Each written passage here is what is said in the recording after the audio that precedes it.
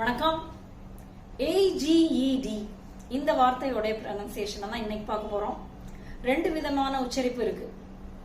எல்லாருக்கும் ஏஜ்னா தெரியும், வயசு, காலம், இந்த ரெண்டு அர்த்தத்துலயும் நவுனா வருது. பட் இதே ஏஜ் வேர்பாவும் வரும். வேர்பா வரும்போது வயசாகிற அந்த அர்த்தம், to grow old. She aged gracefully. இந்த சென்டென்ஸ்ல ஏஜ்ட் வேர்பா வருது, அதோட ப்ரொனன்சியேஷன் aged. பட் adjectiveஆ வரும்போது ரெண்டு விதமா அதை நம்ம உச்சரிக்கிறோம். ஒன்னு verb aged மாதிரியே, இன்னொன்னு aged. அதை தான் நம்ம பார்க்க போறோம். இப்ப எப்ப நம்ம agedன்னு சொல்லணும், எப்ப agedன்னு சொல்லணும். She has a daughter aged 5.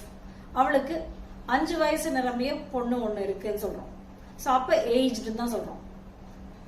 Her aged grandmother lives with her. அவளோட வயசான பாட்டி அவளோட வசிக்கிறாங்கன்னு சொல்றோம். சோ அந்த மாதிரி ஏஜ்ட்னு சொல்லும் போது அதோட அர்த்தம் என்னன்னா வயசான. வயசானங்கிற அர்த்தத்துல வரும்போது ஏஜ்ட்னு சொல்றோம். இத்தனை வயது நிரம்பிய, இயர்ஸ் ஓல்ட், அந்த மீனிங்ல வரும்போது ஏஜ்ட்னு சொல்றோம். ஓகே.